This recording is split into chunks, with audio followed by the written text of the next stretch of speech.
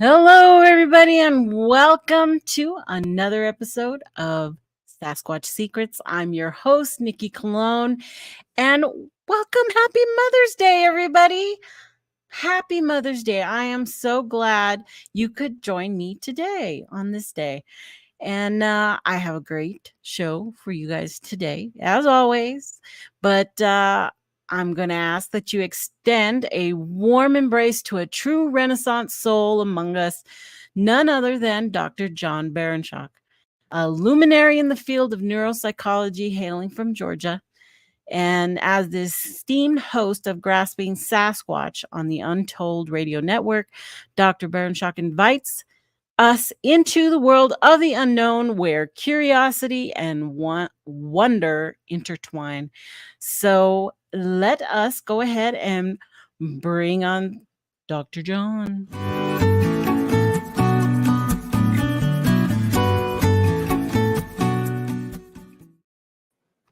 Hello, how are you? Hey.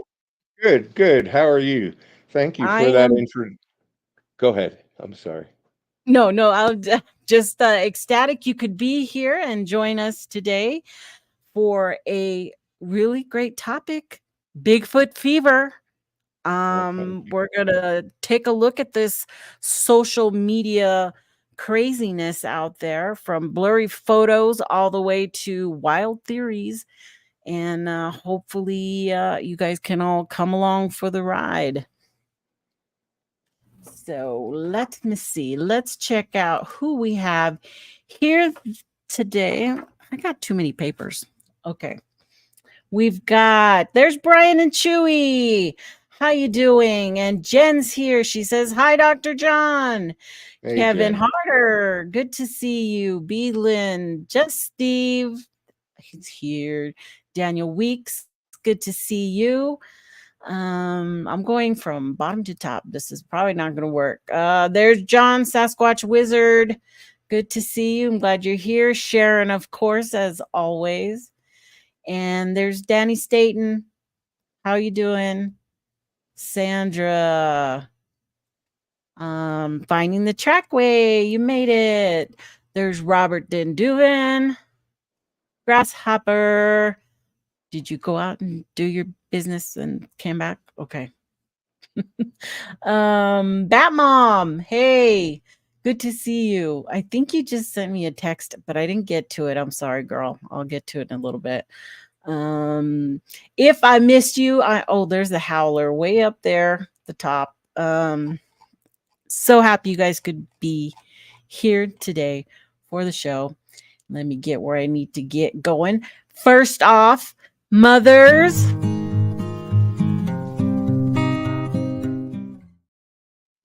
Happy Mother's Day again. I just had to say it again. I hope you were all treated to breakfast in bed.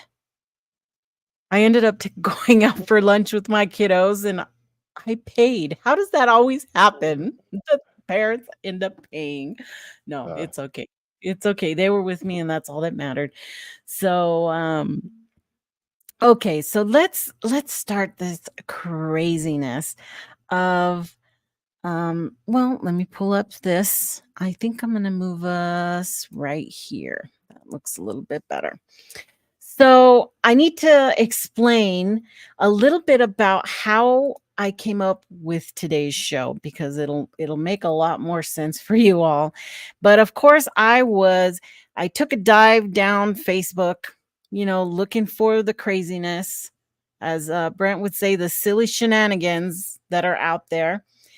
And I've been following, Dr. John, and he had some posts in regards to wanting to create a site, a Bigfoot page for pareidolia. Okay. Primarily pareidolia. And it just spurred on a bunch of conversations. A lot of people loved it, some hated it, and a lot of people misunderstood kind of where you were going with that whole thing. So that's where today's show kind of started out from. And of course, Dr. John is on has his show Grasping Sasquatch on the um, Untold Radio Network, but that was going to be your last show, right? Tomorrow. Um, Tomorrow's the your last. the the last topics from my book for the show were last week, and this coming week is just going to be kind of a signing off, thanking everybody, and just trying to hit some of the main highlights of the 35 shows that we put out. Well, they were amazing, and I, like in our conversation a little earlier, um, I have seen people talking about your show. They reference it. They say, "Oh, you need to go check this out. I saw this, Dr. John talking about this and tree knocks experiments and doing all kinds of Wow. scientist stuff." I've seen that. I've seen your name brought up in Reddit. So you were out there, and many people know of you and are going to Mm. probably absolutely miss having you on Monday night lineup. But we're gonna have Dr. John on. I'm gonna put him to work, probably doing something for the show. Um, Well, but thank you. so you can find his show. I have put a link down there to his last show, but that'll link you to where you need to go. You can also find his book out there on Amazon, Psychological Horizons in Scientific Bigfoot Research. And that's kind of your basis of your show. You went along the lines of chapter by chapter. Yeah, pretty So pretty much. Tried to keep it chapter by chapter. Occasionally, something came on the internet that inspired a little bit of a departure from the book, but for the most part, I would say 95% of the shows are directly related to the book and commented and discussed in more detail in the book than I was able to do on my show. ah um I am not in the right place here. There we go. So, hello, Don. Good to see you. Glad you're here. Angel Nolan. Got some people still sneaking in. That's great. Um, so you had some conversations out there, and you were. What was your main goal? I'll let you explain your Sure. main goal of wanting to do this group. Well, and so, of course, there are a few sites on Facebook that kind of, I think, probably unintentionally, out of a desire to create a safe place for people to share their evidence, but through some of those sites, not even directly related to the sites, I got into a discussion with pareidolia, and some of it that I've seen is just so bad that um pareidolia makes things in ink blot tests. Basically, as a psychologist, we have a test called the Rorschach test, where we show people an ink blot and they project their own ideas onto it. And a lot of these pareidolia pictures where you can't see anything kind of becomes an ink blot tests for people's own biases, so Yeah. confirmation biases. And so it was within that context that just because it seemed so absurd to me to have a pareidolia page, I put up the post that you have up without the top disclaimer about Oh, yeah. communication being weird.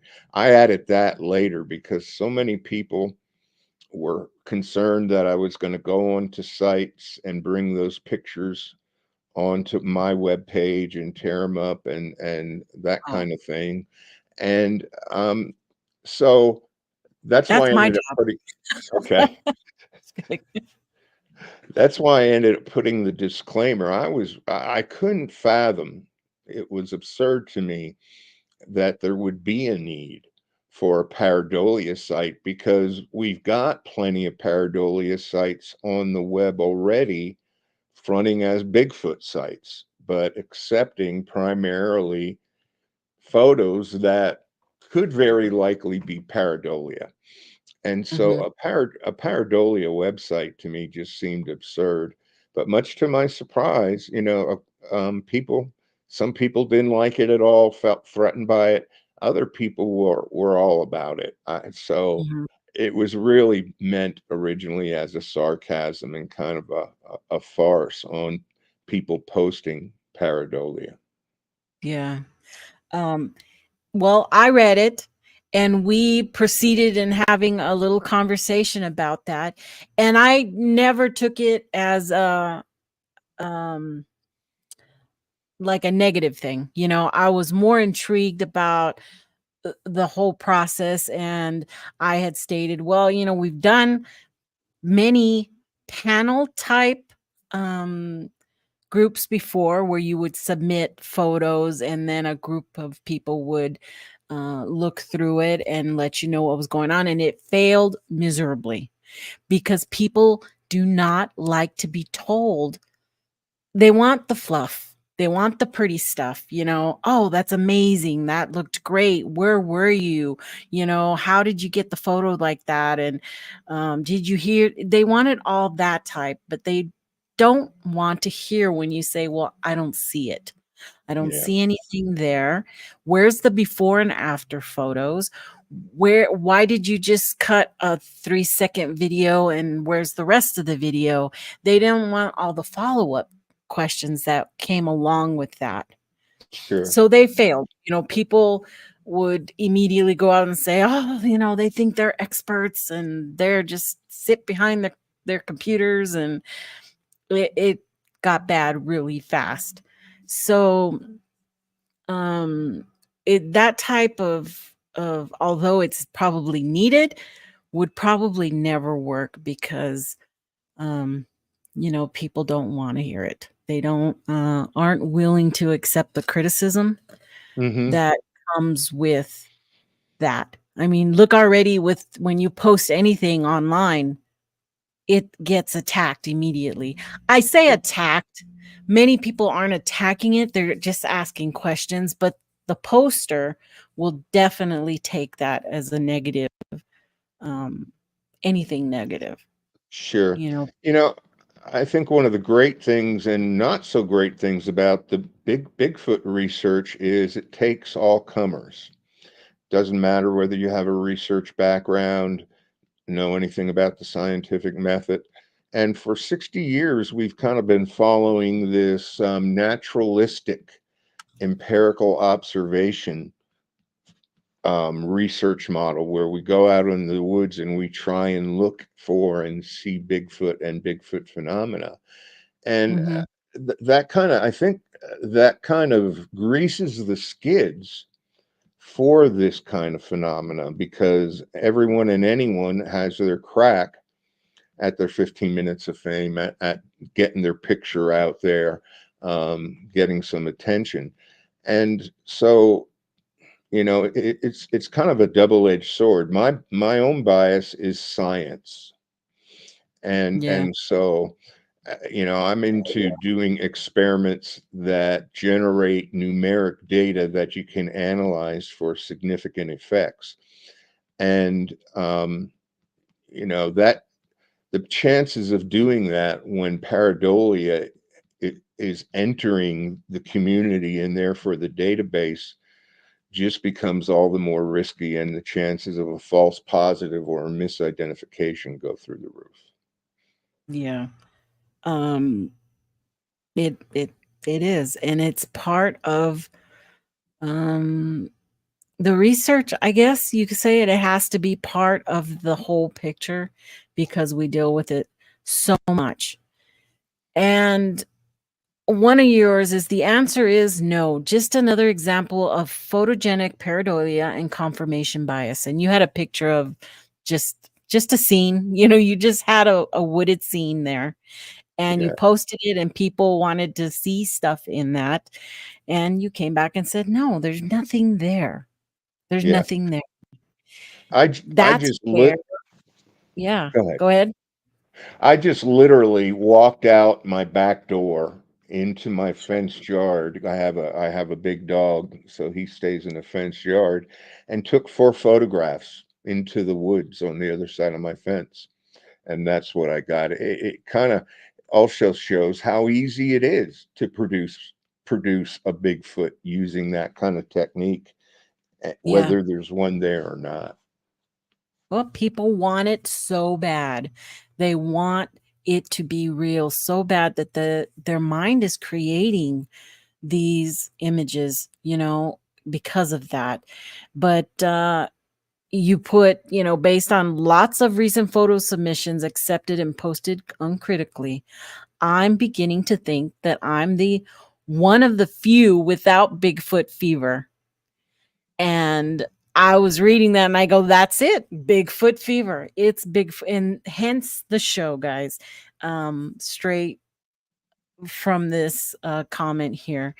And, I was already talking with him in regards to the other post. So I said, hey, come on the show.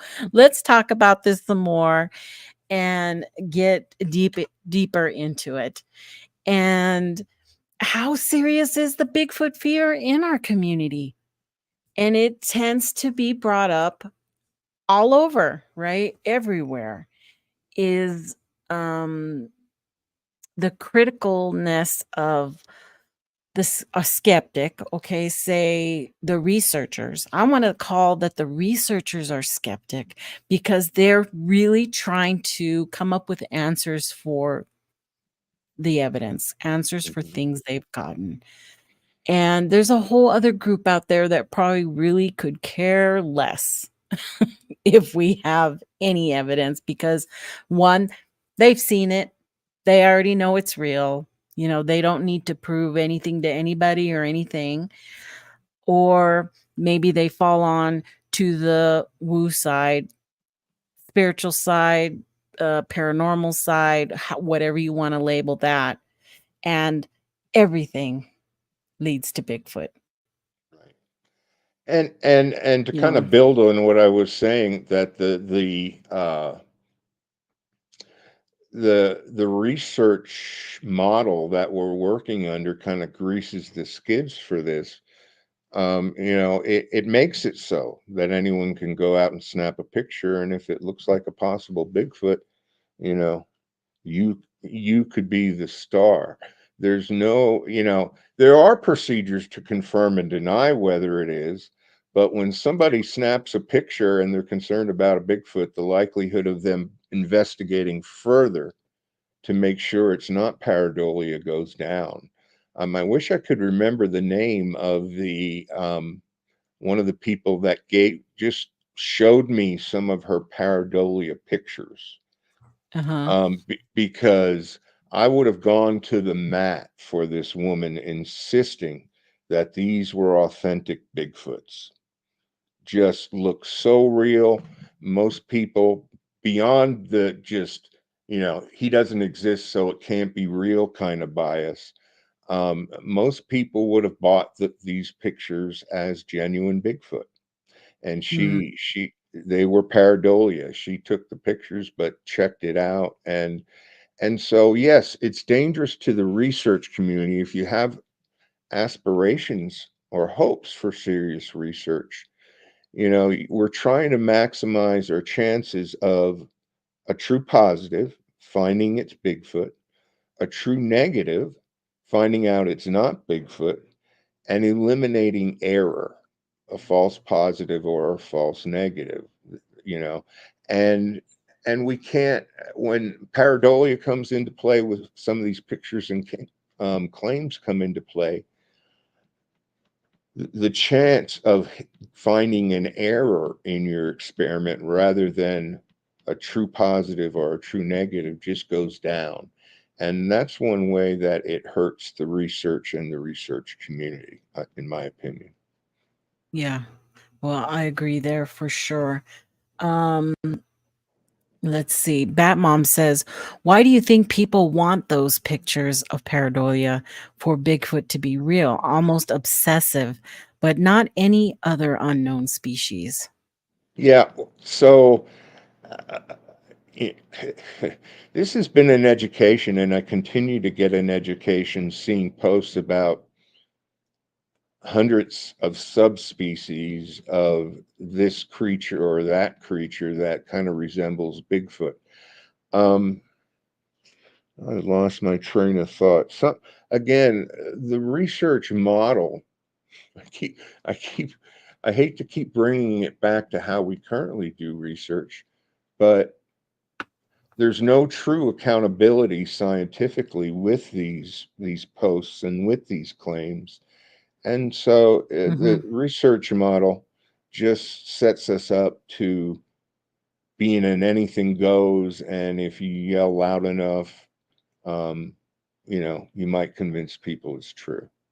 And let me say this, that I'm not contending that there may be some Bigfoots in pictures that look like pareidolia, but and there may be pareidolia in pictures of an actual Bigfoot, but you're relying on your raw senses, and you can't control your biased interpretations of those pictures. It's hardwired into our nervous system. I don't Yeah. know if any of that's making sense. It does. It really does, but it's still, um I guess every in person is their own individual when they're looking at stuff like this. I look at something like this and I immediately think that's not evidence. That's nothing. It, for the majority of the pictures that come out, they've altered the photos, number one. And that's one of my biggest pet peeves is that they severely zoom in so that the pixels are, you can count the pixels because they're so zoomed in on something. Hmm. And or they've had to circle the item, the subject in the picture, or they've altered the color to pull something out. And to me, that's just voided out that whole thing. If you're Yeah, gonna if you have something and you wanna post the picture, post it in its natural state. If you see something, let's see if other people see something. I'm not saying don't take the photos and don't keep them, because maybe there is something there, like you said. We weren't there. We just want the honest, truthful um, evidence that we can get our hands on. And for that, we need the original state of those photos and videos. And I don't think any video is going to do it anymore. I think it's going to have to be a video. It's going to have to be something moving um, for us to analyze. But people are real big on going out, walking the woods, and then they come home and they start looking at their video and they're like, "Ooh, that looks like a Bigfoot." And they zoom in, snap the screenshot, and that's what they post instead of putting out the original, video that they had and allowing that to try to stand on its own. That's where I think more issues that I see are happening yeah, is that they're allowing their imagination to pull stuff out of their videos that's not there. Now it's another story. If it followed me, I heard something, I went back, I found footprints where it's at, but that's not what we're getting. yeah, At least that's not what we're seeing on any type of social media. Maybe they are putting it up on their channels, but I'm not seeing the whole picture. It doesn't seem like we're getting the whole picture. yeah. Um, I'd take it. I did a show on the scientific value of photos and video, and I'll raise your bet and say, and in the show basically said that there is no scientific value to a standalone photo. If the Patterson film with a video of footprints, video of the creature, casts of the footprints, two eyewitnesses, and the film itself, if that's not good enough Uh, Honestly, photos taken just for the sake of showing Bigfoot, in my opinion, are worthless because there's no way to prove whether it is or isn't, only debate and logic. And we've been doing debate and logic and reasoning for 60 years and are no closer to Yeah, proving Bigfoot exists than we exactly. were 60 years ago. Right. You know, we have very few videos of video footage out there that have stumped us. We've got the PNG, we've got the Freeman footage, maybe a couple of others in there, but for the most part, why haven't we? Why haven't we had more? Our phones are better. We have them on us constantly, and we aren't picking up more videos. You think we would have more of this type of evidence to go through, and I haven't really seen it unless people are keeping it to themselves, which is a possibility. A lot of people don't want us to figure this out, I think, but I'm Um, not sure. yeah, exactly. Your comment about some people keep it to themselves. I've gone on my Bigfoot experience is about over 300 hours of active searching in the woods. That's not setting up camp, hanging out, planning. That's going out into the woods and actively looking. And I've done that through a few BFRO state run organizations. Mhm. And um, boy, I'm losing my train of thought again. Um, i- I don't know what my point was going to be. I'm sorry, Nikki. Um, That's okay. It's a lot of information. Um, that okay, we've got a lot of people who go out there looking for Bigfoot, and they don't put videos out because they're not finding anything.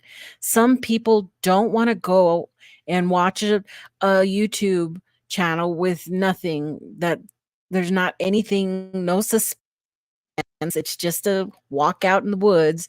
And some people don't want to see that. They want to see the, ooh, what's that? Oh, yeah. something's moving over there. They want that suspense, that draw, to keep them coming back. Unfortunately, that's not what really happens in research. It's pretty much just hiking in the woods, you know, in nature, and that's it. You know, Yeah. it tends to look the same. The videos end up coming out looking the same. And that doesn't sell, that doesn't create the content that some people are looking for. Yeah. Uh, I had a recent post that it wasn't titled Pimping Bigfoot, but I think commercialism and pimping Bigfoot are an equal, if not superior, force in Bigfoot and the Bigfoot community right now to genuine scientific research. Um, the point I lost, but you quickly triggered for me again. The best videos and photos I've seen of Bigfoot have been on those expeditions that I was alluding to when presenters come and present their personal films and videos and photos and stories. And it's incredible the things that I've seen that the general public will never see because people just don't want to go through the hassle of the criticism and the debate about whether it's real or not. They know what they've got. Um, people who have been serious researchers can see what they got, and they're perfectly content to keep it under wraps beyond mm. occasional presentations on expeditions. And I don't blame them. I've seen how harsh criticism and commentary can be. I do that. I try to keep it civilized as possible. But it's just my opinion, just as you're putting out what you're claiming as evidence. As long as you've put it out into social media, you have released it. You are allowing it to be um used for that that manner of criticism, and people don't like that. They don't like it. So I suggest if you don't like it, don't put it out. It's just that simple. Now, of course, everybody's going to have their varying opinions, and that's going to be natural. But I don't.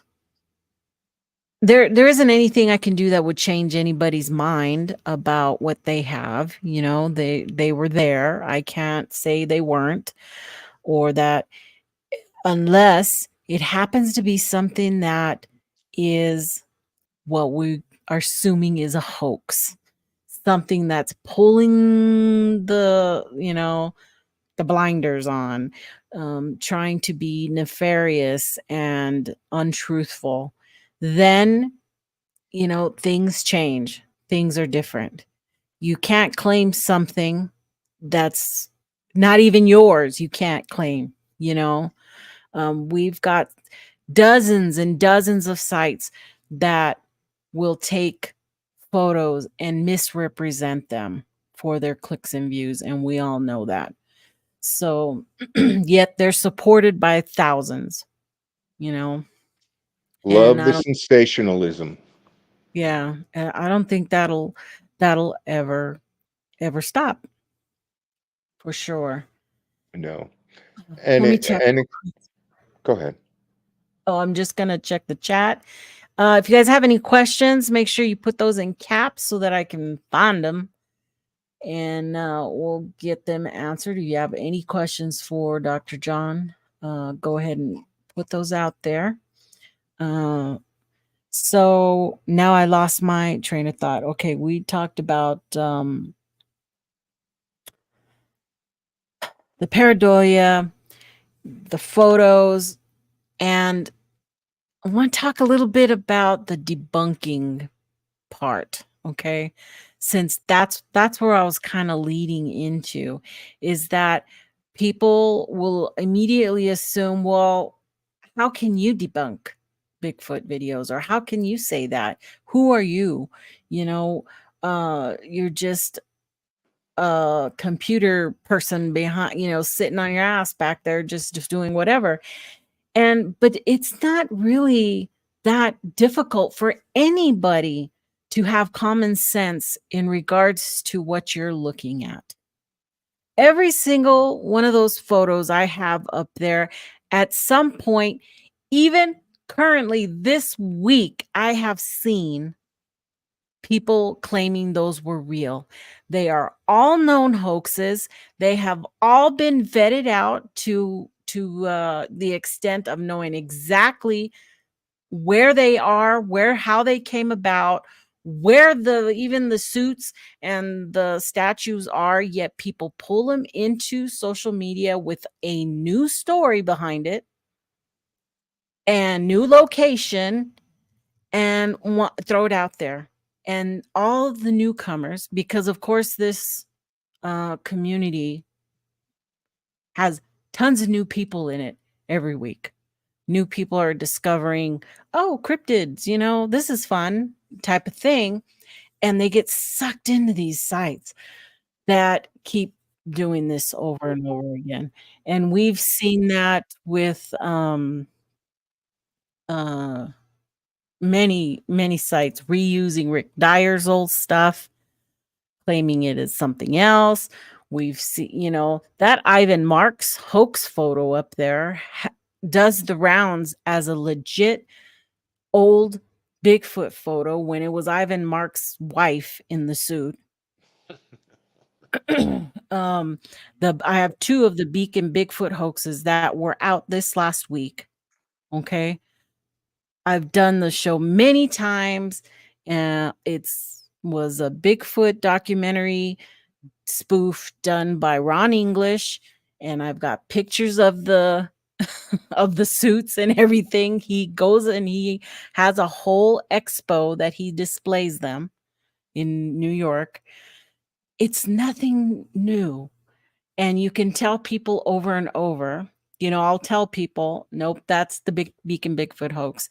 Well, how do you know? Right away, they want, and then I start shooting them photos and, well, here's the real ones, and this is what it was, and go do your, all you have to do is throw that into Google Images and it will link you to all this information. Wow. But people are really, I don't know if they're lazy or they just don't care. They want to believe so bad. It goes back to that.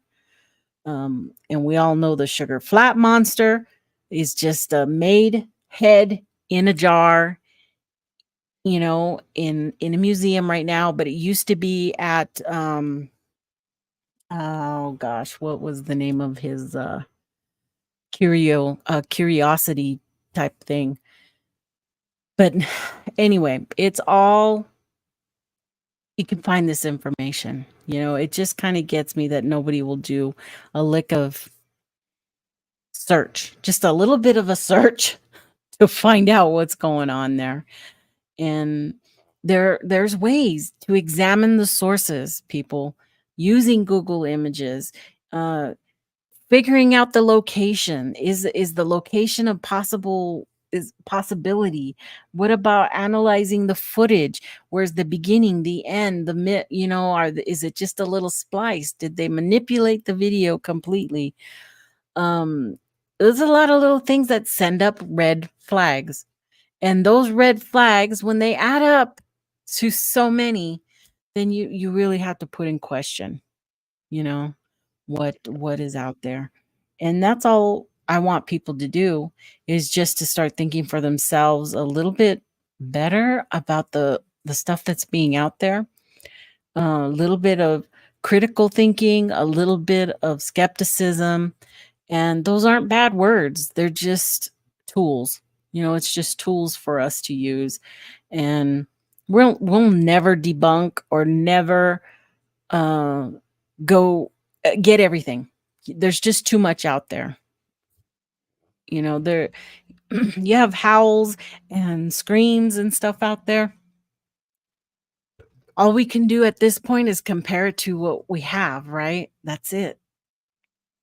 But there's thousands of coyote sounds out there. It's going to be really hard to determine some of the stuff that's out there unless you are physically videotaping the sound, which isn't going to happen. I think we're in this round, and all we can do is say, this sounds amazing. I don't know what it is, but it sounds amazing. And it's all about how people present their evidence as well. It's one thing saying this is Bigfoot. It's a whole different story when they say, I don't know what this sound is, but it's kind of freaky. Yeah. It makes more sense to me to do it that way and make sure that you say, you give it a bigger label than right away slapping a Bigfoot on there. Yeah, wow. Thank you. Thank you for posting those other hoaxes. I was not familiar with any of those, and so I think that's really important information to have out there.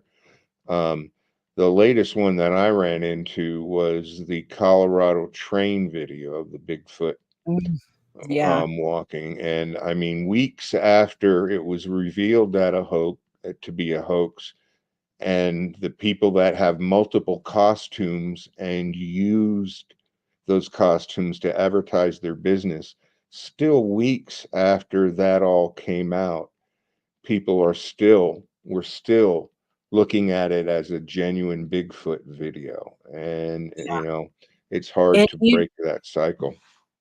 it is still out there. If you go and you put in Bigfoot in the news and go and do a search on any site on Google, that will still come up. That story was so prevalent around the US that every small online news affiliate put a story out about it.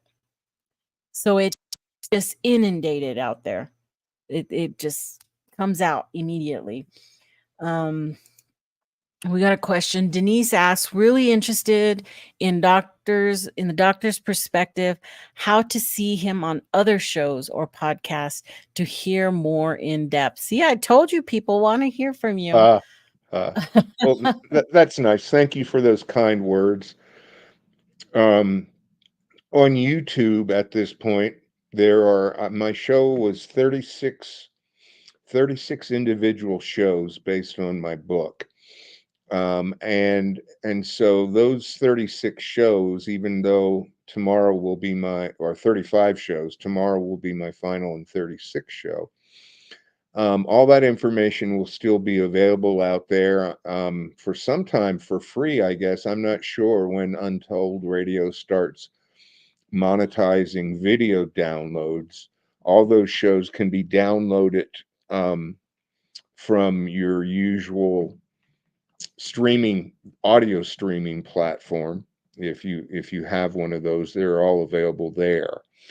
At this point, my original book, Psychological Horizons in Scientific Bigfoot Research, were probably weeks to no more than months away from that book being reprinted and reformatted and retitled as Grasping Sasquatch to kind of be a little bit of a companion to the 35, 36 show series.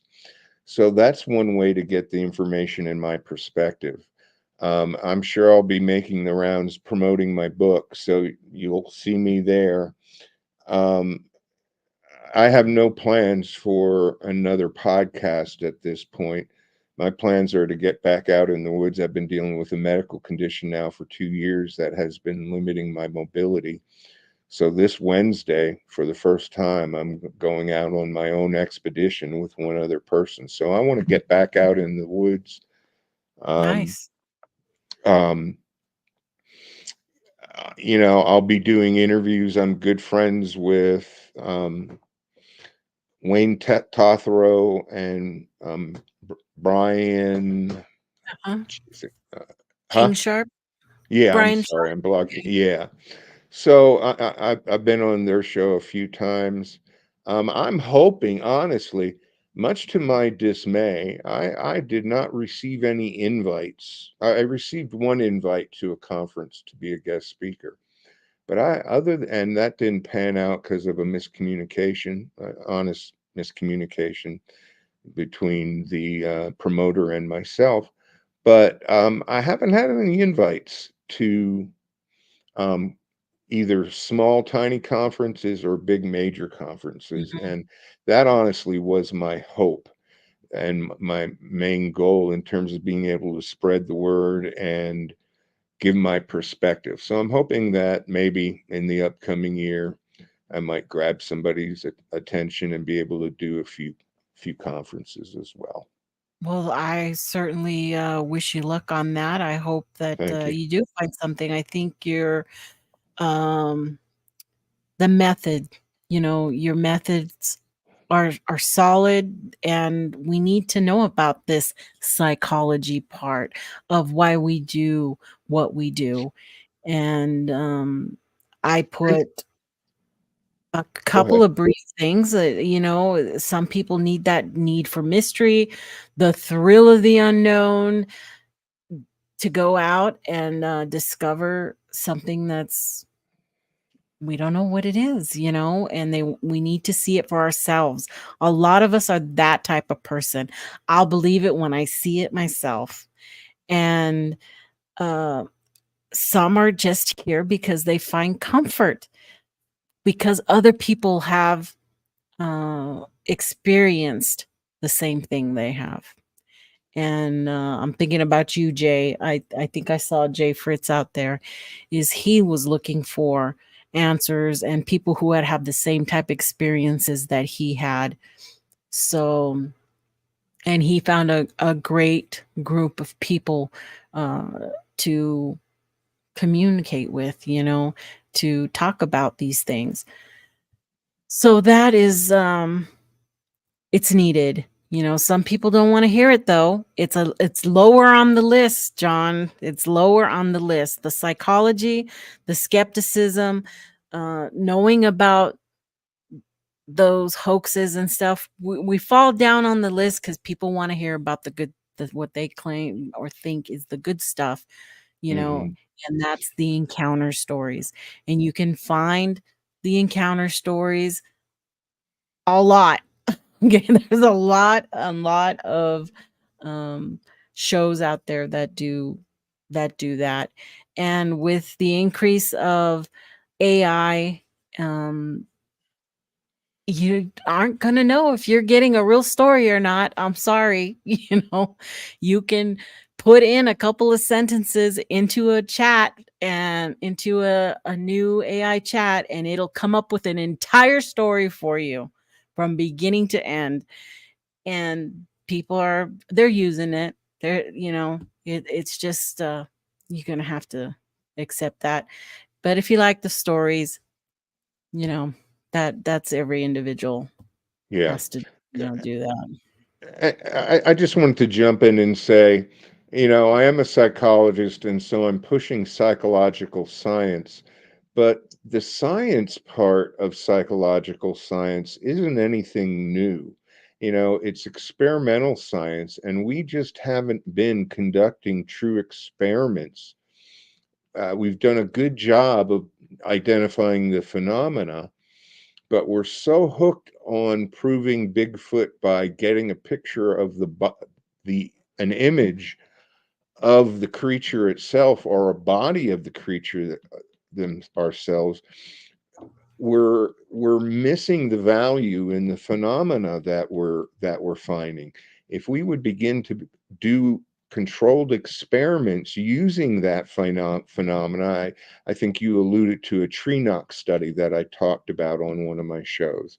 If we would start using those phenomena as part of a scientific experimental investigation, and start using our photo and our cameras as part of that same investigation, then those photos can have scientific value. But we got to start doing experimentation in the field that results in numerical analysis to prove our point. It's that numerical analysis that eliminates a lot of the confirmation bias, that eliminates um, experimental error and so many other things. And you just can't do that when your main platform for your research is observations, pictures, and recordings. You gotta reduce those down even further to numbers and do analysis and experimentation. Um, I agree. I totally agree. Um, we have a question. Does Dr. John think pareidolia play a big part in most of cryptozoology? I feel so rude typing in caps. Don't feel rude. It seriously, it helps me see because I'm a one-woman show here. I don't have anybody flagging questions, so, yeah, it helps me. What do you yeah, I can think? yeah, I can relate. I was a one man show too, and so the caps really do help. I try to limit my, although I I like a lot of people. I have an opinion on just about anything. If you ask me, I'm generally happy to hold forth and share it. However, when it comes to Bigfoot, I've really tried to limit my opinions and keep them to Bigfoot. If you're doing Bigfoot, you're kind of getting drug into Dogman, because it would appear they possibly share similar territories. But I haven't examined a lot of the other cryptozoological creatures. And so I really, don't feel like I have much to comment on, but I'll comment nonetheless. And that's simply, my opinion's basically based on pareidolia. And that's simply to say, I think pareidolia can exist and be a problem for any of the cryptozoological fields. Having said that, I don't think pareidolia explains Bigfoot. And I don't think pareidolia explains a lot of the other cryptozoologic species that are targeted by people. I think it can be a part of it and it can be there, but that doesn't discredit or mean that those other creatures don't exist. I agree. I agree. Well, I'm kind of not on the dogman train, so I believe it's just you've just seen a Bigfoot that possibly looks a little bit different, or may have some kind of deformity or something like that, a different species.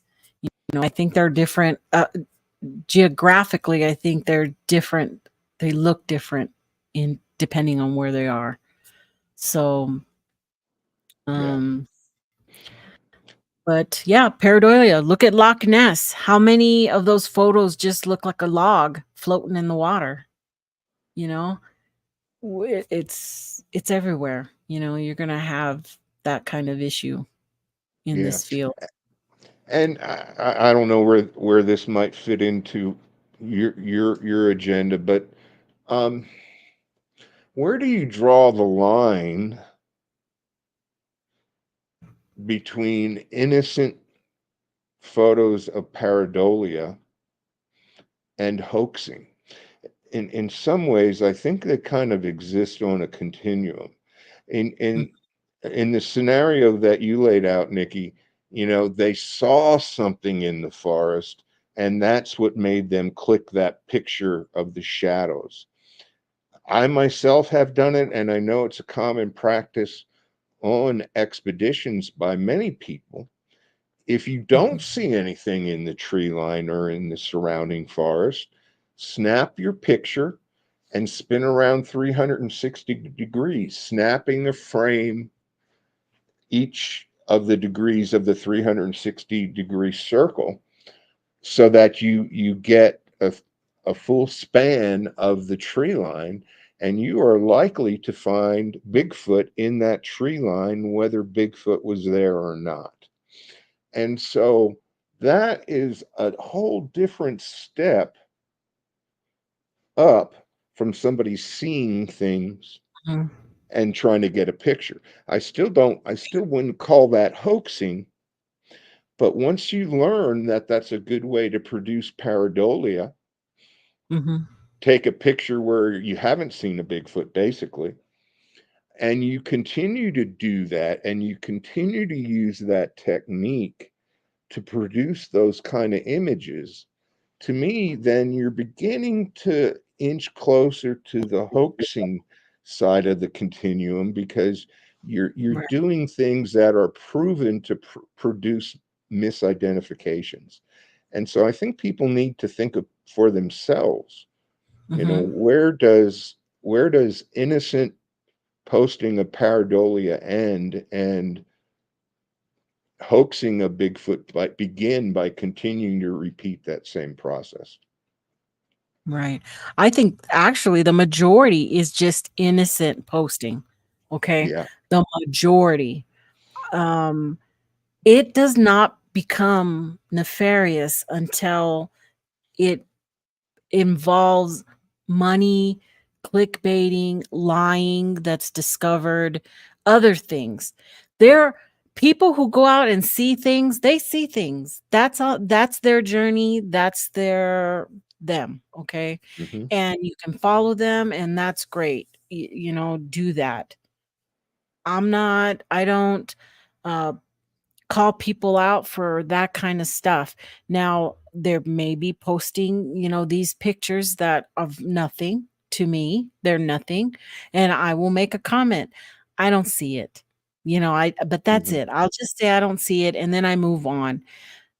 But they will normally take that as, you know, well, why are you even on this site if you don't believe in Bigfoot? I 100% believe in Bigfoot. I just don't believe in your photo, you know? Yeah. And that's okay. We have varying opinions. There are people who will believe in more stuff than I will because I'm not a skeptic about Bigfoot existing. I'm a skeptic about the evidence that people are posting. or putting out.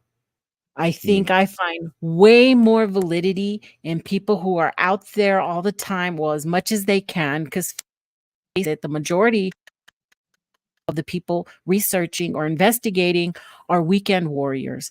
They're after work through the weekends, going out, doing what they can, and then coming back and trying to sift through hours and hours of video and audio, trying to come up with what was that? What was that sound? What made that? And that's what we have, and that's what we work with, and that's great. That's what one there's gonna be somebody out of all that is gonna come up with something amazing. And we're probably gonna be, no, no way. We're probably not gonna believe it.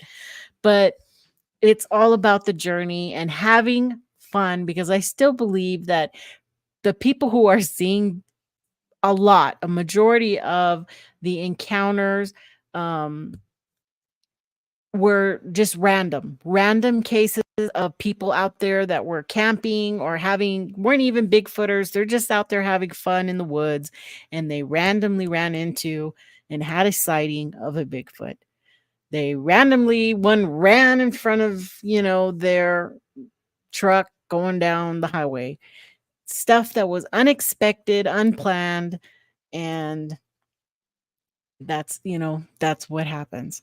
So it's all about putting yourself in those situations where you could possibly have an encounter. Just Not being gonna out in the see him, woods. not gonna see him from the couch, are we?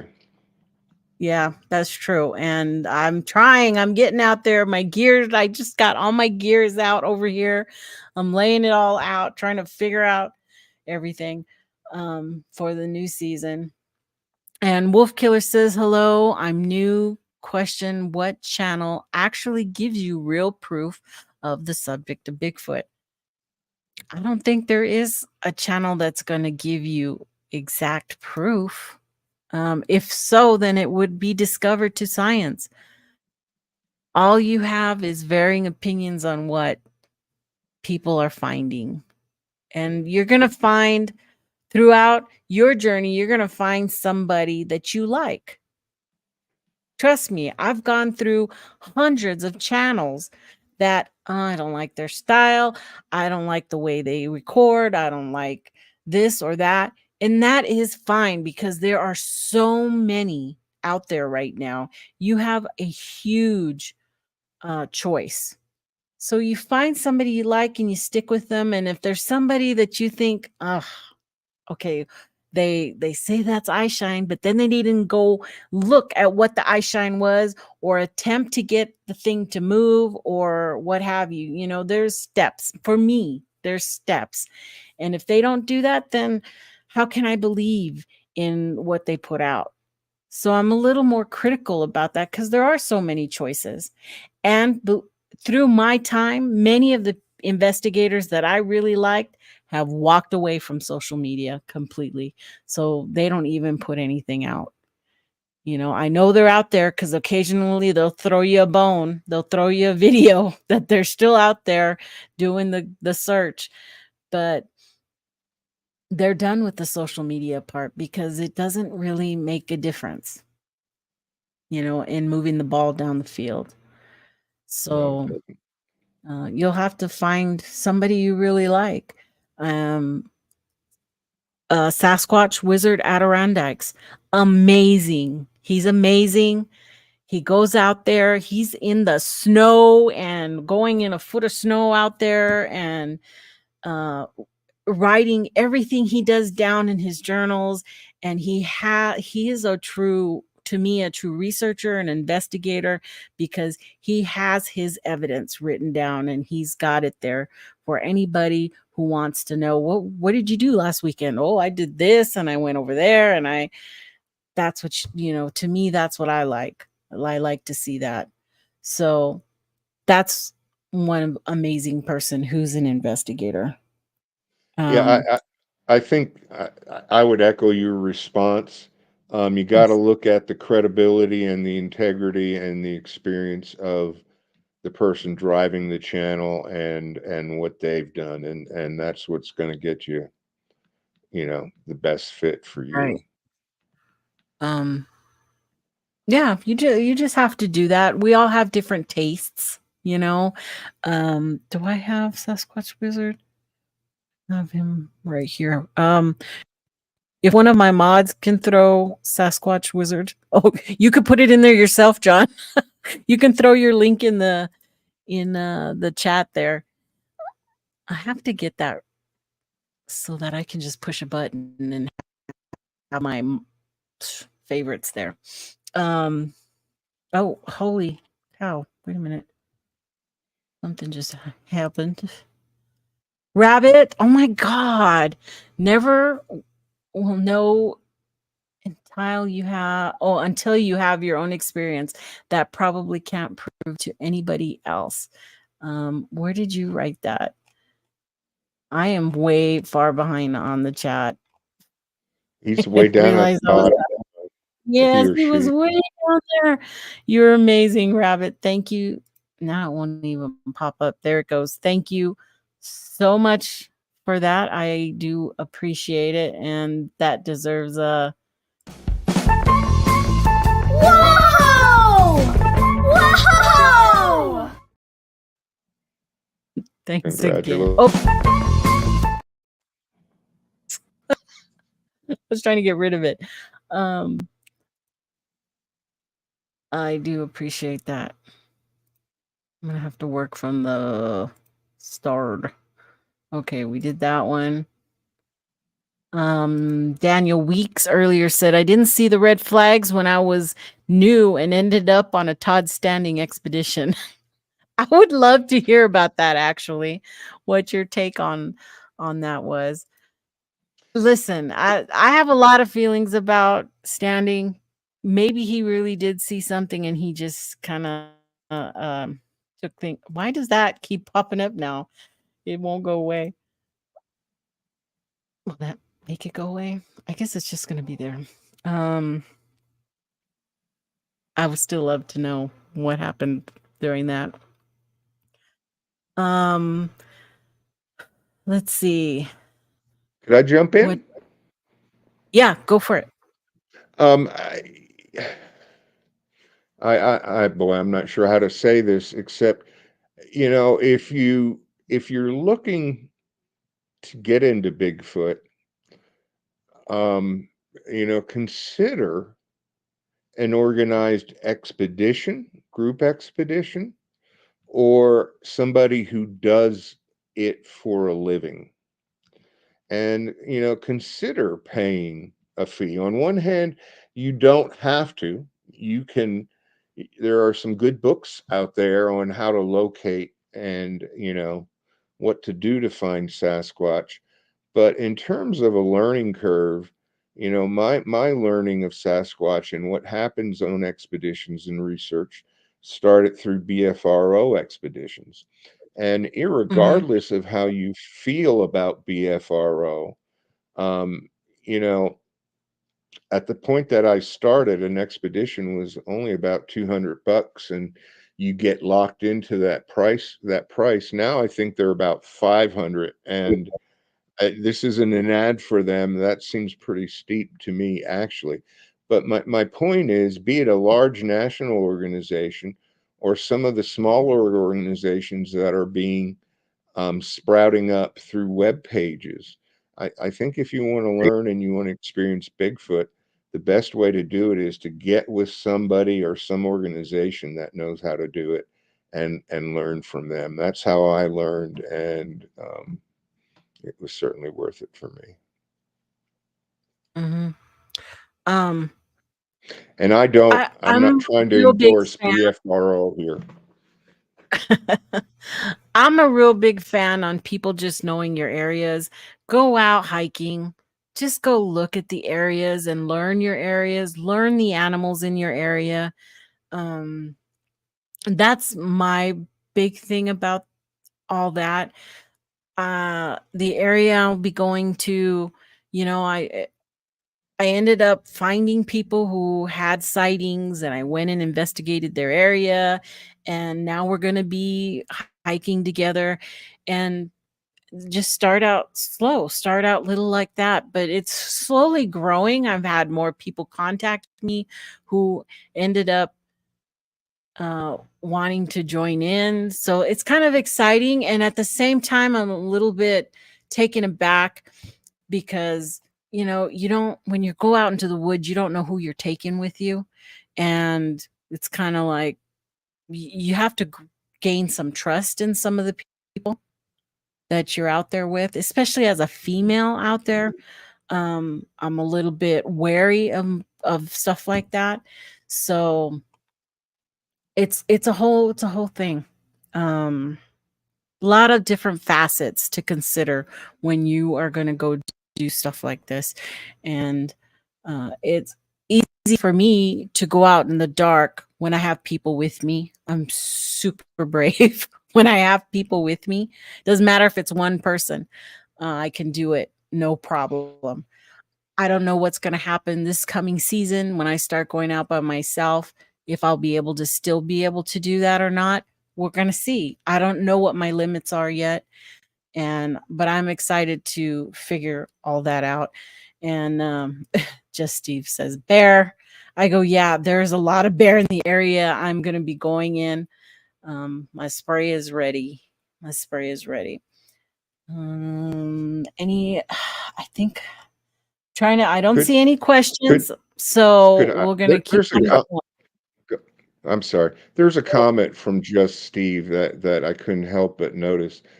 Please ask a question. I'm not trying to talk down to anybody.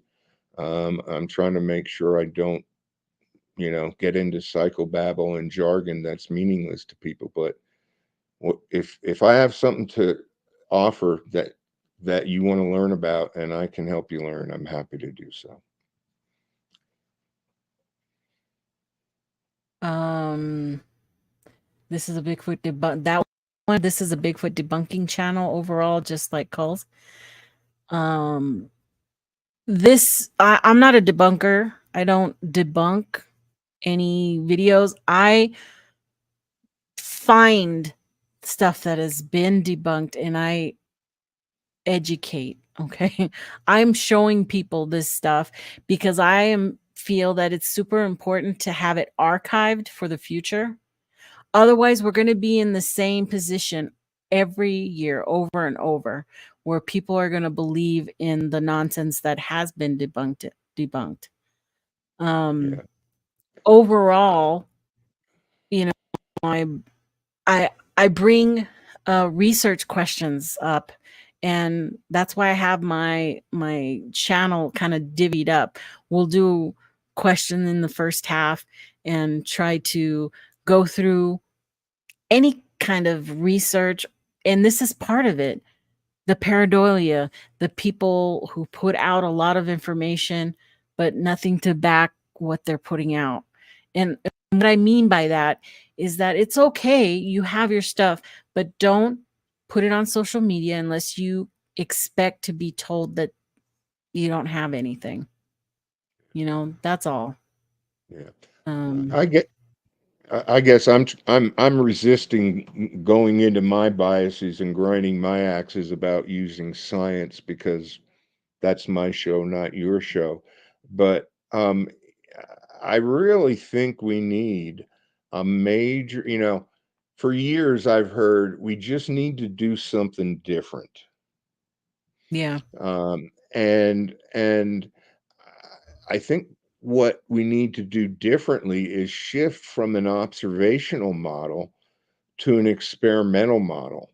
But I think a lot of the community isn't receptive to that because it involves learning how to design an experiment and learning how to do statistical analysis. And I think a statistical analysis is a mountain to climb for anyone to learn how to do that. And but I think until we accept that we need to learn how to do statistical analysis to analyze our data, we're going to continue to rely on observational research. and we're not going to move anywhere. Right. I had put this slide in there, and it was in regards to ethical considerations. And they're really, it's not like where it's going to make a huge difference at this point, because we haven't brought a Bigfoot to science. Okay. The discovery, is there ethical questions in regards to the discovery of Bigfoot? Are we disrupting them out there with calling out for Bigfoot? Are we destroying their habitat? Are we chasing them out of their areas by building new cities and towns and encroaching on their environment? We don't know, because we can't study them. We haven't been able to study them, not like the apes, not like the chimps. Which we could find them. We could find them the next day. We could find the group the next day. And that's not the case here. I don't think we'll ever come to a position where protecting them, we can't put them in reservations or anything like that. I don't think we'll ever have one in a zoo. I don't believe that'll happen. I don't think they would survive, number one. But it's just stuff to think about. It's fun to question and be skeptical about a lot of this stuff. And how does it it's great for tourism. How many little towns have you guys gone to up in the mountains, and you see Bigfoot stuff all over the place being sold, and it's used to make a little cha-ching, a little bit of money there, and people like it, and I like it. I'm right there with you. I buy all the little doodads that I come across that are Bigfoot, and that's okay. I think it's perfectly fine to make money off of the topic. I mean, I think it's kind of natural in our state to try to make money, just not by lying. Do it honestly. Make stuff to sell. That's great. I think that's fine. Making documentaries, I think that's great. A lot of people enjoy that. It's a form of entertainment, but don't lie about what you're doing and then try to make money off of that. That's probably the lowest you can go. Well, Hard to the argue with chat's that. Hard to argue with that. John, is there any specific spreadsheet or software that you recommend we use to enter our data for future cross-referencing? Yeah, I've got a suggestion, but before I give it, I just want to say I'm not affiliated with this software company. Number two, the reason it's my choice is because it's what I used during my experimental studies in my master's degree and in my PhD, and it's Uh-huh. called statistical SPSSX is the acronym SPSSX, Statistical Package for the Social Sciences. And then the X is just the latest upgrade version of it. That's what I used throughout my training. It seemed one, because Bigfoot, and why I think psychology is so important in the hunt, because Bigfoot is so elusive, because Bigfoot is difficult to touch, difficult to see, difficult to directly put our hands on and measure. Psychology is in a unique position because you can't directly touch intelligence, you can't directly touch curiosity. You can observe those behaviors, but you can't directly assess them. So, if we're going to investigate Bigfoot, we need to investigate Bigfoot phenomena and Bigfoot behaviors, and we need a statistical package to be able to quantify and capture them. And that's what makes a social science statistical package ideal, in my opinion, for experimentation and statistical analysis with Bigfoot. It's going to cost you, I don't know, the last time I checked, it was about a $1,200 bill. And it may Oh, be more than maybe more than that, but I encourage people to think of that as your next FLIR or your next drone. We're throwing our money away on, and I'm sorry if I offend anyone, we're throwing our money away on drones, FLIRs, night vision as this solution to prove Bigfoot's existence and get evidence. What has it got us? It hasn't gotten us that evidence, at least to my knowledge. And I think the Bigfoot community, when it comes to tech equipment, we're kind of like fish in a bowl, or the lure that's designed to catch the fisherman, not the fish. Because look at what you get with the FLIR. Look at what you get with night vision. It's often from a distance. It's often still, even with FLIR, the colors are clear, but it's still kind of a blob squatch. And so I think rather than investing in visual and auditory technical equipment, my thought is think about buying the statistical package for the social sciences, and think about as if you're spending money on your next FLIR or your next great camera. And if you learn and understand how to conduct experiments, not just observations, but experiments in the field that you can then numerically encode and analyze with this package, you're going to get more scientific evidence and more valid evidence than you would ever hope to from a FLIR, or a night vision camera or a drone, because it all comes back to images, doesn't it? And we've already learned that images aren't going to be sufficient proof. right. So we need to invest in statistics and experimental science, in my opinion. I guess that's almost what you just put up, the future of Bigfoot. Yeah. We Um, have to be going somewhere, I think there's a lot of groups out there that they're making headway. I believe they're making headway because they have strong, um they've come up with a plan, you know, and that's all you can ask is that somebody's come up with some type of plan for the bigger groups, okay? As individuals, we're just gonna go out there and try to have a good time and see what we see. But for those that are more organized and have financial backing or have that, support of a bigger channel, having a bigger channel, then, they should be making better plans and have better ways for us to see their work and having spreadsheets and having logbooks is all part of that. Unfortunately, a lot don't do that. Okay.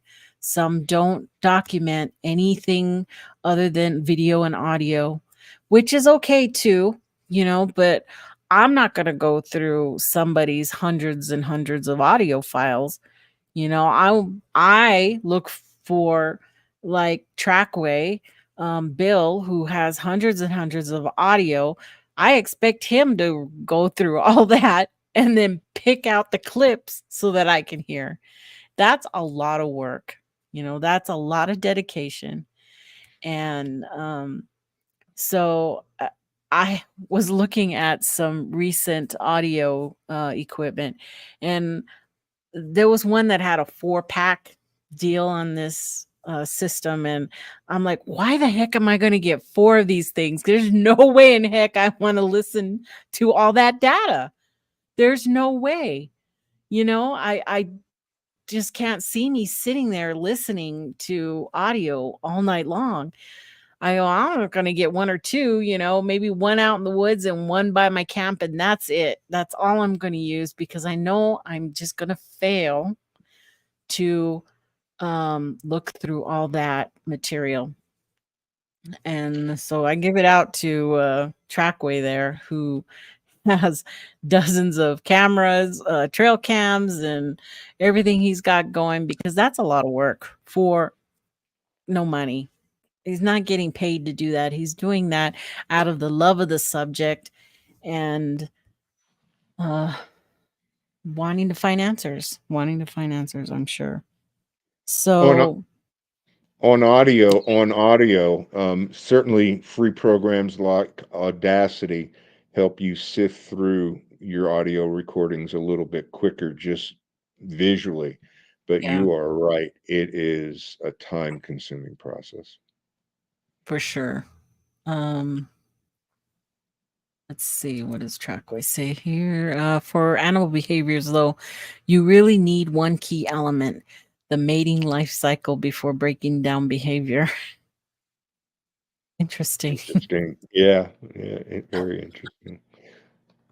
um, and we've got Wolf Killer's show comes on at PM Squatch D. Steve calls is a good show. Yes, Jay, right after this at 7 o'clock is Squatch D TV. You didn't grow up in Pennsylvania by any chance, did you? I had a friend where I grew up in by name Jay Fritz. Just curious. I think he's from Kentucky, and now Ah, he lives in Florida. okay. Kentucky, or is it Alabama? Where Alabama? What shoot? Now I don't know. No, um, yeah, Kentucky. That's a okay. So let me see. Where are we at? I think we're wrapping up the subject, though, of where Bigfoot is going or gone. Anybody has any last questions in regards to that first sh- section here? Just throw it out now before we move on to a little bit more stuff. I'm moving my papers over. I'm not going to look at them again. I guess I So would just make one editorial comment. yeah. It seems to me that is a faction in the Bigfoot community that would like to make posting pareidolia or posting outrageous stories a mental health condition. And I just wanted to quickly kind of speak out against that. There are certainly mental health conditions that could lead to that types of behavior. But I think for the most part, people that this is going on with, they're not um, doing it intentionally. I, I, I I think they're into the subject and they produce that result. But so I don't think this is a psychologic disorder that people believe in Bigfoot and make posts about Bigfoot that can't be substantiated because I don't think it's a mental illness. Another point I wanted to make, somebody asked or made a comment about the obsessive kind of search with Bigfoot. And Mm, honestly, yeah, the field lends itself to becoming obsessed with. There are so many rabbit holes you can chase down. You can so easily access as much as I threw out the idea of going on an organized expedition. It's so easy to find a state park, a national park, a wildlife management area, and camp in those areas, and begin to um, explore how you might have interactions or experiences. And so, it can be done by anyone. And I think that's a good thing. Yeah. Raf John said that tomorrow is his last show on the Untold Radio Network, Grasping Sasquatch. You'll be able to find the link down in the description for his show there, and then I'm sure it'll bring up his next show that's going to be coming.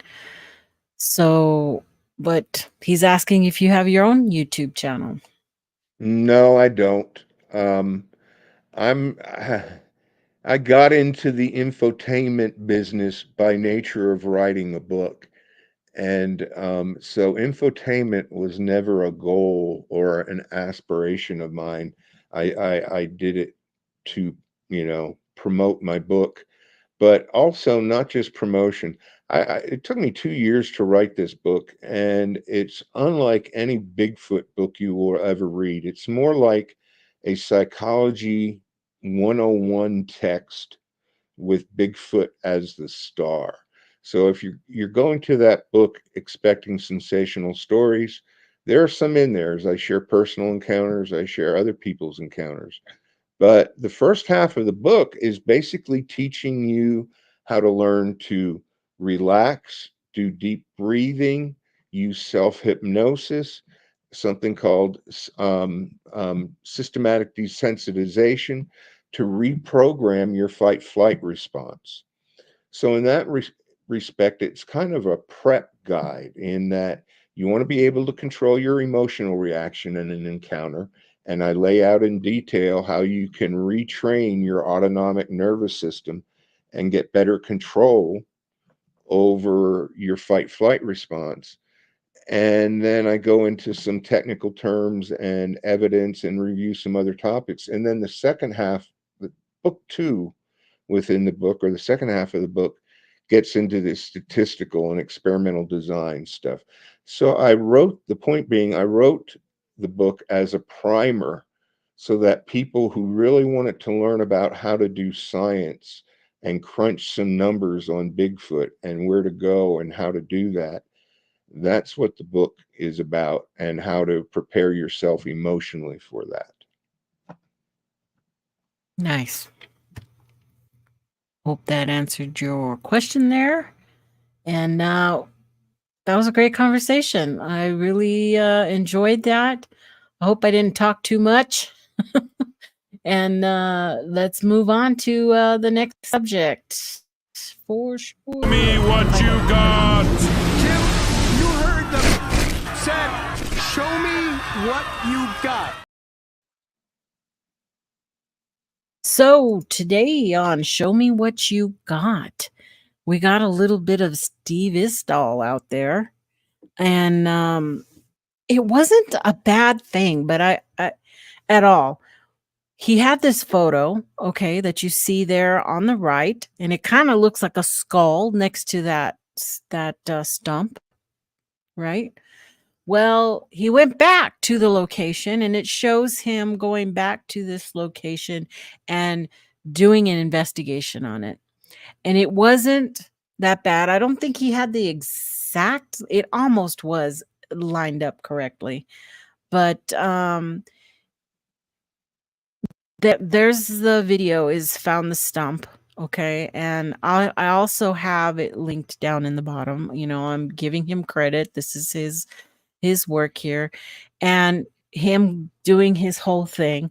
I still think it's something farther back, and when he zoomed in, it pulled the matrixing kind of pulled out the pixels. But because it is a crazy, but that's him again there on that one. This screenshot I got off of his original video. So he's in the right place. It's just, I just don't think that it is what, I don't know. What do you guys think? You think that's a Sasquatch face in Alaska? Interesting. What I'm I don't know if confused about, what I'm confused about is where is he in this? I mean, that's right next to the stump.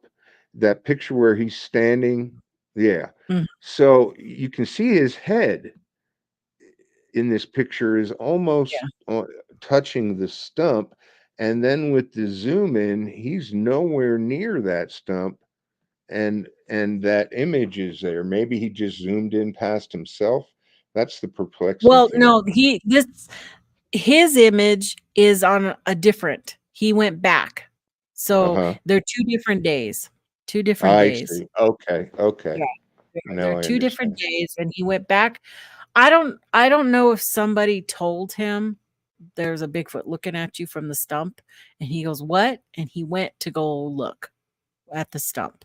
Okay. Now, when he gets over there and starts investigating and takes his photos, he finds a tooth, a molar, white molar tooth on top of the stump laying there. And I don't know what kind of tooth it is. I mean, it's huge. It's a big tooth, broken. Um, and I don't know what deer teeth or elk teeth look like. So it could be molars from any animal, bear, whatever. It could be anything. But it's interesting. And I'm actually, a couple of you go take a look and let me know what you think that tooth is, because it's kind of interesting. Um, But that face right there, you do see a face. Your mind wants to pull faces out of nothing. It's natural. That's what we do. Um, so you Hmm. guys have to take that one. This is another one that was out there that somebody says was on the show American Pickers, that there was a Bigfoot looking at them right when they were right there looking at the garbage on the side of a building. Okay. And you can see a shape or whatever. I think it's just a tree that's there, but they didn't give the episode, when it happened, no background information other than it does look like that is the 2 guys, Mike and whatever, from American Pickers. So it's, a screenshot from the TV. And but people do that. They just pull and say what makes people say that, because one of the photos kind of looks like a face, lighter. I think it's debris on the log is what I think it is. That's just lined up perfect with the back of that tree. But that's why it's so easy. People put out the narrative. Okay. They put it out. There's one looking at them. And then that's it. That's all it takes for somebody to see what, you want to see there. And I think in part that happens because people aren't seeing this live on the front end, and they're spending time after the fact looking at these pictures. And I don't know if this is a real Bigfoot or not. I do know that the process of looking at a photo where you didn't see anything with your naked eye and then finding a Bigfoot risks pareidolia in a big way. Mm-hmm. The red flags alone, it's not just Frank. Frank is the other guy's name. Frank and Mike out there. It's the whole crew is out there. There is probably 10 or 15 people out there filming, audio taping, moving around, making sure they're seeing all this stuff that we're not seeing in the background. Okay. It looks like they're just driving up there in that van. That is not the way it is. There are the whole crew following them everywhere they go. So that's not happening. That doesn't make sense. You have to make sense of that. And there wouldn't be a Bigfoot just standing there watching them from right there. It doesn't make sense. It to me, it's just a tree back there. Somebody go to find that location and go look. Who knows? This could have been from like 10 years ago. I don't know. Because there was no follow-up information on it. Yeah. And Like, this goes I'm sorry, go ahead. Oh, I was just going to say, somebody said Mike has eagle eyes. He would have seen something. I agree. That too. So, Yeah. Again, to me, this just reflects after the fact photographic discoveries that are questionable at best. oh, that makes a good point. I have to go back over here. Hold on. EC says that elk and deer pictures come out clear. You know, why are the forest person pics not clear at all? And that's another little hint is when people post, one of my things I do is I guess I'm a stalker, I'm a troll, call me whatever, but they put a picture up. I go to their Facebook page, and if they have a photo album full of perfect pictures of them and their dog out there walking on the thing, why is that one photo they decide is Bigfoot blurry as heck? When all the other photos they have of their dog romping around and their kids playing and doing everything, 30 feet away, and you can see them perfect. But this one thing 10 feet from them is blurry as heck. That's a no-go. That's a no-go for me. I don't deal with that anymore, and I go away, right?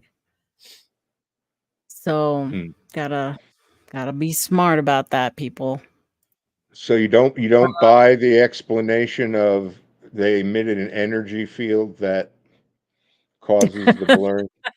They're naturally blurry because they can mess with your camera, until that is proven. The no, that's a big no for me.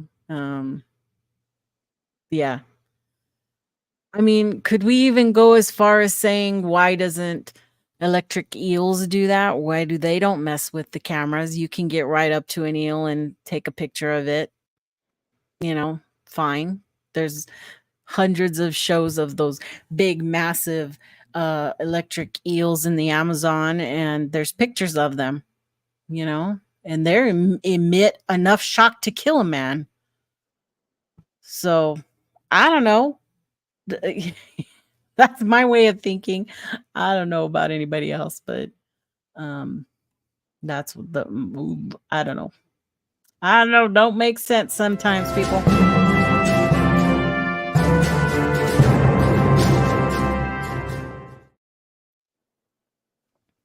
So, not a whole lot of news out there. These are old. I found this story here about a stolen Bigfoot statue found along the road in Santa Cruz County. And this was back in 2020. But I thought the photo was so hilarious because what would you do if you, oops, don't tell me I didn't put the picture. Oh, there it is. I put it on the wrong thing. That would be hilarious. Would you stop and try to load that sucker in the back of your truck? Only a Bigfoot could have moved that. Yeah, right. Yeah, the Bigfoot wanted to take it home. I thought it was hilarious. The police officers in mountains north of Santa Cruz responded to a suspicious figure in the roadway early Thursday and found a Bigfoot. They responded. Oh, I already said that. He was a little banged up, but will be returned to the rightful place at the Bigfoot Discovery Museum. The Scotts Valley Police Department said. And so I guess this, you guys probably already heard about that back then, 4 years ago, but the museum is dedicated to the mythical forest creature is outside Henry Caldwell Redwoods State Park. But I just thought the hilarity of it, going down the street and seeing one of these on the side of the road. I would try to take it, but then I would get accused of stealing it. I would be like finders keepers. For sure. Okay, now this one. I mixed up the things. So a man opens fire in National Park because he thought he saw Bigfoot. A bystander is asked if she was scared, mostly just about him shooting the gun. not the Bigfoot. So this also was a later story, but a gun-wielding camper has opened fire in the American National Park because he says he saw Bigfoot. The man, who has not been named, offloaded several rounds at Mammoth Cave in Kentucky after telling other overnight visitors the half man, half ape had lunged at him. Park rangers have said they found no evidence of Bigfoot was there, but are investigating the fact a firearm was fired. So the shooter had woken them at 11 p.m. on Sunday night by shining a flashlight in their tent. And in the end, I'm trying to just scoop through. Everybody's saying I was mostly just concerned about him shooting the gun in the middle of the night without him really seeing anything. So anyway, that does bring up the subject of crazy people out in the woods. And most of us just need protection for the crazy people out there, not the Bigfoot, you know? Yeah. So, I carry a sidearm, and I've only even drew it and chambered around once in a Bigfoot situation. Humans are the most dangerous species in the woods. yeah, for sure. I believe that. Let me go back over here real quick.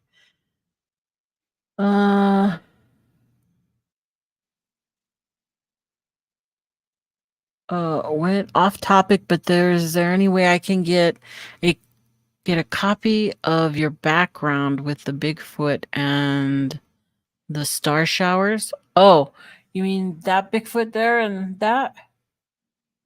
Actually, I added him in. But the video, where did I get that video? I don't even remember. I think it's Canva. I think I found it on Canva.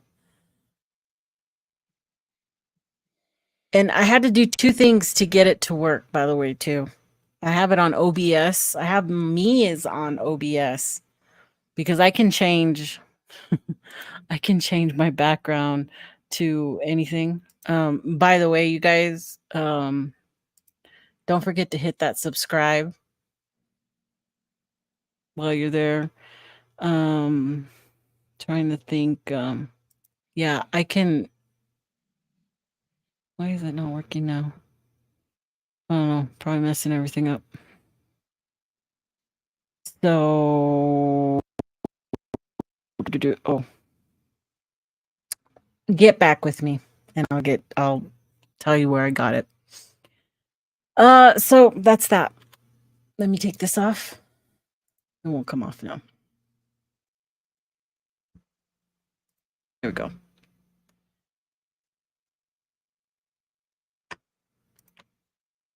And our last is here we go.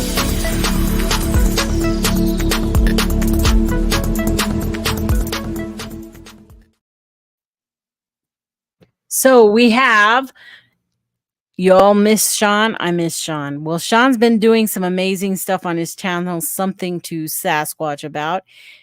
He has gotten in touch with Bigfoot. We have been looking for Bigfoot, and Sean's been talking to him all the time. Well, Sean's been sending him letters.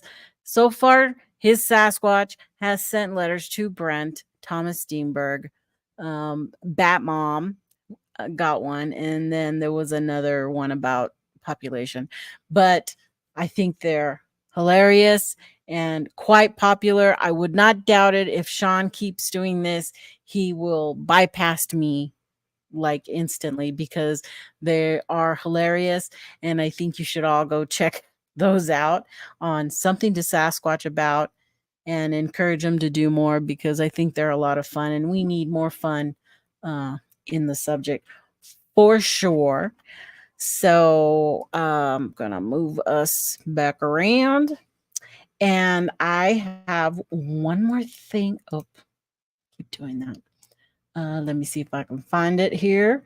This is special just for you, Dr. John.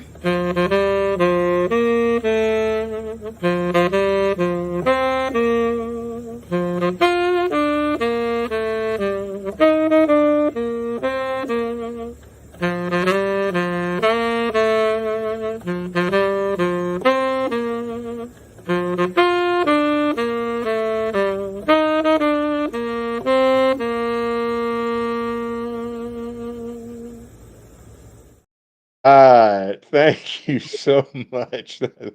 That's awesome. You're Thank you. welcome. His birthday is tomorrow, guys. So wish Dr. John a happy birthday. And thank you so much for coming on. It's been a blast. Oh, well, thank you time. so much for inviting me. I've really enjoyed myself, enjoyed interacting with your audience. Great show. Happy to return anytime. Hope to see you and these guys in the woods sometimes. Oh Soon. yeah, for sure. So again, everybody, don't forget. I believe Steve's having a show right after mine. I don't know. Somebody let me know. Well, he usually comes on at 7, so you guys head over there to Squatch DTV. And once again, thank you guys for being here. Let me get my stuff ready because I'm in the wrong place again. So much stuff. I have too much stuff. If you guys could see this, you would be like, whoa. Please. I am so close to 1,000 subscribers. Get me there, you guys. Let's do it. And thank you guys for being here. Please be sure to hit that like button. Leave me a message down below. Share it around. Send people my way. I love you guys, and I'll see you guys in the next chat. Love ya.